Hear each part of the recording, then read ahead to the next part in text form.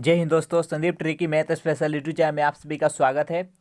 देखिए, Bihar police lady constable और Bihar police driver के लिए सामान्य ज्ञान का प्रैक्टिस सेट नंबर 7 लेकर आ चुके हैं। इससे पहले प्रैक्टिस सेट नंबर 1 से लेकर 6 तक नहीं देखे होंगे, तो बिहार पुलिस लेडी कांस्टेबल नाम से प्ले लिस्ट बना रखे हैं, वहाँ से जाकर आप सारी वीडियो देख सकते हैं।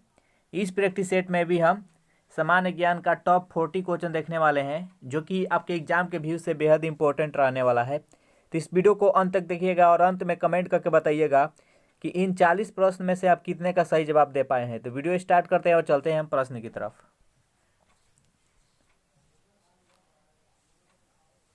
देखिए, पहला प्रश्न है आपके सामने कि एक विकासशील देश वह है जहां डैश है। ऑप्शन नंबर ए है स्थिर मूल्य पर वृद्धिमान जीएनपी, बी है वर्तमान मूल्य पर वृद्धिमान जीएनपी, सी है स्थिर मूल्य पर स्थिर जीएनपी और डी है कोई विकल्प सही नहीं है। तो इस प्रश्न का सही आंसर हो जाएगा ऑप्शन नंबर ए, स्थिर मूल्य पर Wriddhiman GNP. Second number question है आपके सामने।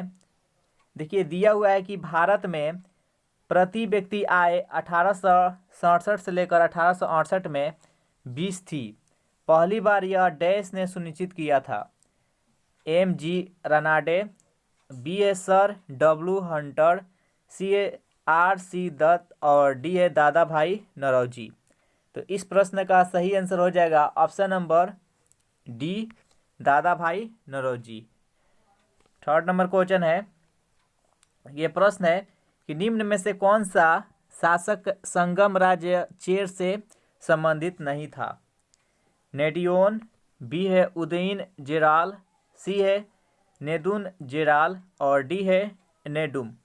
तो इसका सही आंसर हो जाएगा ऑप्शन नंबर ए, नेडियोन। उसके बाद देखिए, यहाँ पर 4 नंबर प्रश्न है कि निम्नलिखित में से कौन सा राज्य अकबर के साम्राज्य में शामिल नहीं था। काबुल, अवध, लाहौर और बीजापुर। तो इसका सही आंसर हो जाएगा ऑप्शन नंबर डी, बीजापुर। अगला प्रश्न है, देखिए, पृथ्वी के उपसौर स्थिति किस महीने में होती है। जून, जनवरी, सितंबर और मार्च। तो इसका सही आंसर हो जाएगा ऑप्शन नंबर बी, जनवरी। उपसौर में क्या होता है कि पृथ्वी के सबसे निकट आ जाती है सूर्य, और अपसौर में होता है कि पृथ्वी से सबसे दूर चला जाता है। नेक्स्ट क्वेश्चन है कि भारत एवं चीन के बीच सीमा निर्धारित करने वाली मैकमोहन रेखा निम्नलिखित में से किस प्रदेश की उत्तरी सीमा पर खींची गई है। जम्मू एवं कश्मीर पर, उत्तर प्रदेश पर, हिमाचल प्रदेश पर और डी है अरुणाचल प्रदेश पर। तो इस प्रश्न का सही आंसर हो जाएगा option number D, Arunachal Pradesh. उसके बाद देखिए, यहाँ पर 7 नंबर प्रश्न है आपके सामने। दिया हुआ है कि संगीत सम्राट तानसेन के गुरु कौन थे। बिसल देव, बी है हरिदास, सी है संत ज्ञानेश्वर और डी है रामानुज। तो इसका सही आंसर हो जाएगा ऑप्शन नंबर बी, हरिदास। 8 नंबर प्रश्न है कि वस्तु की प्रारंभिक और अंतिम स्थिति के बीच की न्यूनतम दूरी को वस्तु का डैश कहते हैं। गति, दिशा, वेग और विस्थापन। तो इसका सही आंसर हो जाएगा ऑप्शन नंबर डी, यानी विस्थापन, डिस्प्लेसमेंट। नेक्स्ट क्वेश्चन देखते हैं। प्रश्न है कि मौसम की रिपोर्ट भारत सरकार के भारत डैश विज्ञान विभाग द्वारा तैयार की जाती है। पर्यावरण, मौसम, आर्थिक और संस्थानिक। तो इसका सही आंसर हो जाएगा ऑप्शन नंबर बी, यानी मौसम। 10 नंबर प्रश्न है आपके सामने कि म्यांमार दक्षिण पूर्वी एशिया का डैश सबसे बड़ा देश है। दूसरा, तीसरा, चौथा और पांचवा। तो इसका सही आंसर हो जाएगा ऑप्शन नंबर ए, दूसरा। उसके बाद देखिए, यहाँ पर 11 नंबर प्रश्न है। इसका 3 पॉइंट दिया हुआ है, इसमें बताना है कि इनमें कौन कौन सा पॉइंट सही है। ऑप्शन नंबर ए है ये आग लगने पर पिघल जाते हैं। प्रश्न है कि निम्नलिखित में से कौन से कथन संश्लेषित रेशों के संदर्भ में सत्य है। ये आग लगने पर पिघल जाते हैं, बी है ये अधिक टिकाऊ होते हैं, सी है। यानी इसका 3 नंबर पॉइंट है कि ये पेट्रो रसायनों का उपयोग करके विविध प्रक्रमों द्वारा तैयार किए जाते हैं। इसमें बताना है कि इसका कौन कौन सा पॉइंट सही है। तो इसका जो सही आंसर हो जाएगा ऑप्शन नंबर डी हो जाएगा, यानी इसका तीनों पॉइंट राइट है। 12 नंबर प्रश्न है, निम्नलिखित में से कौन से उत्पाद कोयले के प्रसंस्करण से प्राप्त किए जाते हैं? कोक, तारकोल, कोयला गैस और डी है सभी विकल्प सही है। तो 12 का आंसर हो जाएगा ऑप्शन नंबर डी, यानी कोक, तारकोल और कोयला गैस तीनों का तीनों प्राप्त किए जाते हैं। तो इसका सही आंसर हो जाएगा ऑप्शन नंबर डी। उसके बाद देखिए आपके सामने 13 नंबर प्रश्न है कि भारतीय संविधान के किस अनुच्छेद के अंतर्गत अगर किसी नागरिक के मौलिक अधिकारों का उल्लंघन हो रहा है तो वह उच्चतम न्यायालय जा सकता है? अनुच्छेद 21, अनुच्छेद 1, अनुच्छेद 32 और डी है अनुच्छेद 226। तो इस प्रश्न का सही आंसर हो जाएगा ऑप्शन नंबर सी, यानी अनुच्छेद 32। 14 नंबर प्रश्न है कि नगरपालिका के सदस्य कितनी अवधि के लिए चुने जाते हैं? 2 वर्ष, 3 वर्ष, 5 वर्ष और 6 वर्ष। तो इसका सही आंसर हो जाएगा ऑप्शन नंबर सी, यानी 5 वर्ष। 15 नंबर प्रश्न है आपके सामने, कौन सा ऐसे जीव का उदाहरण नहीं है जो खाद्य पदार्थों को पूरा ग्रहण कर लेते हैं तथा अपने शरीर के भीतर उसका विघटन करते हैं?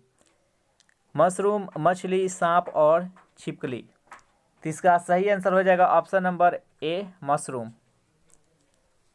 उसके बाद देखिए यहाँ पर 16 नंबर प्रश्न है, शारदामणि कौन थी? राजा राम मोहन राय की पत्नी, रामकृष्ण परमहंस की पत्नी, विवेकानंद की माँ और डी है केशव चंद्र सेन की पुत्री। तो इसका सही आंसर हो जाएगा option number B, Ramakrishna Paramahamsa की पत्नी।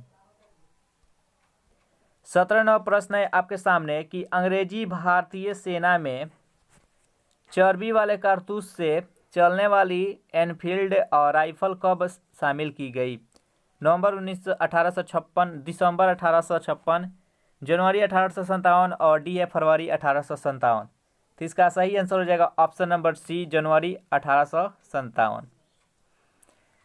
देखिए 18 नंबर प्रश्न है कि बम्बई में अखिल भारतीय व्यापार संघ कांग्रेस की स्थापना कब हुई थी? 1920, 1925, 1929 और डी है 1935। तो इसका सही आंसर हो जाएगा ऑप्शन नंबर ए, 1920। देखिए 19 नंबर प्रश्न है कि अमृत बाजार पत्रिका की स्थापना किसने की?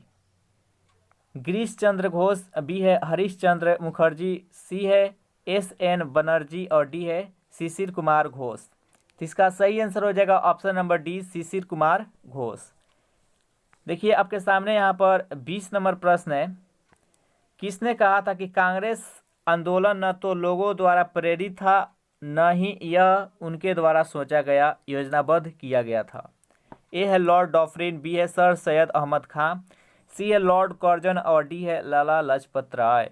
तो इसका सही आंसर हो जाएगा option number B, sir Syed Ahmad Khan. Next question है, प्रश्न है कि गांधी इरविन समझौता के हस्ताक्षरित होने में किसने महत्वपूर्ण भूमिका निभाई? मोतीलाल नेहरू, मदन मोहन मालवीय, सी है तेज बहादुर सप्रू और डी है चिंतामणि। तो इसका सही आंसर हो जाएगा ऑप्शन नंबर सी, यानी तेज बहादुर सप्रभु। उसके बाद देखिए यहाँ पर 22वां प्रश्न है कि अंग्रेजी शासनकाल में भारत का कौन सा क्षेत्र अफीम उत्पादन हेतु प्रसिद्ध था? बिहार, दक्षिण भारत, गुजरात और असम। तो इसका सही आंसर हो जाएगा ऑप्शन नंबर ए, यानी बिहार। उसके बाद देखिए यहाँ पर 21वां प्रश्न है, 23 नंबर की निष्क्रिय विरोध के सिद्धांत का प्रतिपादन किसने किया? महात्मा गांधी, बिपिन चंद्र पाल, बाल गंगाधर तिलक और अरविंद घोष। तो इसका सही आंसर हो जाएगा option number A, Mahatma Gandhi. उसको देखिए यहाँ पर 24 नंबर के निम्नलिखित अखबारों में से कौन सा मुख्यतया उदारवादियों की नीतियों का प्रचालक था? New India, leader, young India और फ्री प्रेस जर्नल। तो इसका सही आंसर हो जाएगा ऑप्शन नंबर बी यानी लीडर। उसके बाद देखिए यहाँ पर 25 नंबर प्रश्न है कि मिशन और लॉर्ड वेवल दोनों से वार्ताएं की अबुल कलाम आज़ाद, जवाहरलाल नेहरू, जेबी कृपलानी और डी है श्री राजगोपालचारी। तो इसका सही आंसर हो जाएगा option number A Abul Kalam Azad. उसके बाद देखिए यहाँ पर 26 नंबर प्रश्न है कि सांप्रदायिक अवार्ड एवं पूना पैक्ट में क्रमशः दलित वर्ग के लिए कितनी सीटें दी गई? क्रमशः 74 से और 79, 71, 148, 78, 80 और क्रमशः 78 और 69। तो इसका सही आंसर हो जाएगा ऑप्शन नंबर बी यानी क्रमशः 71 और 148। उसके बाद देखिए यहाँ पर 27वां प्रश्न है कि निम्नलिखित उद्योगपतियों में कौन लंबे समय तक AICC के खजांची रहे तथा 1930 ईस्वी में जेल भी गए? GD बिरला, जमना लाल बजाज, JRD टाटा और डी है बालचंद्र हीराचंद। तो इसका सही आंसर हो जाएगा ऑप्शन नंबर बी यानी जमना लाल बजाज। उसके बाद देखिए यहाँ पर 28वां प्रश्न है कि वर्ष 1899 से 1900 के मुंडा क्रांति का नेता कौन था? सिद्ध, बूढ़ा भगत, बिरसा मुंडा और डी है शंभुदान। तो इसका सही आंसर हो जाएगा ऑप्शन नंबर सी बिरसा मुंडा। उसके बाद देखिए यहाँ पर 29वां प्रश्न है कि अखिल भारतीय किसान सभा के प्रथम सत्र की अध्यक्षता किसने की थी? स्वामी सहजानंद, इंदुलाल याज्ञिक, सी है NN गरंगा और डी है PC जोशी। तो इसका सही आंसर हो जाएगा ऑप्शन नंबर ए यानी स्वामी सहजानंद। 30वां प्रश्न है कि 1955 ईस्वी में संथालों ने किस अंग्रेज कमांडर को हराया? कैप्टन नेक फेविले, बी है लेफ्टिनेंट वास्टिन और सी है मेजर बारो और डी है कर्नल हाइट। तो इसका सही आंसर हो जाएगा ऑप्शन नंबर सी यानी मेजर बारो। 31वां प्रश्न है कि विद्युत उत्पन्न करने के लिए कौन सी धातु का उपयोग होता है?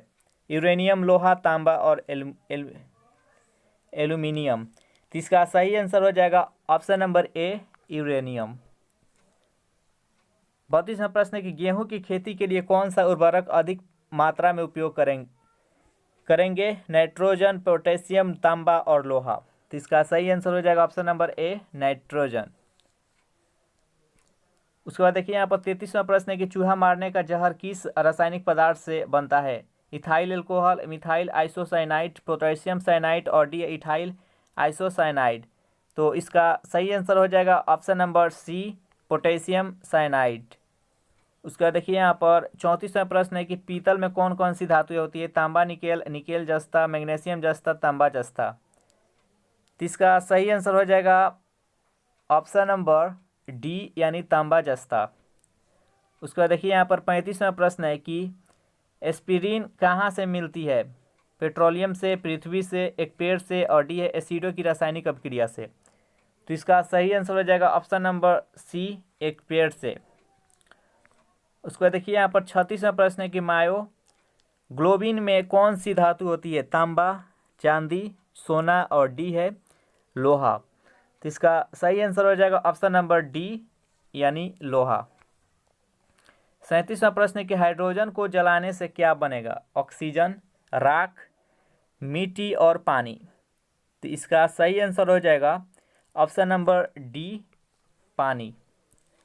इसके बाद देखिए यहाँ पर 38वां प्रश्न है कि चुंबकीय सुई किस तरफ संकेत करती है? पूर्व, पश्चिम, उत्तर और आकाश। तो इसका सही आंसर हो जाएगा 38 का सी उत्तर। देखिए चुंबकीय सुई जब भी उसे स्वतंत्र हम उसको लटकाएंगे तो उत्तर और दक्षिण की दिशा में वो रहेगी। तो इसका सही आंसर है ऑप्शन नंबर सी।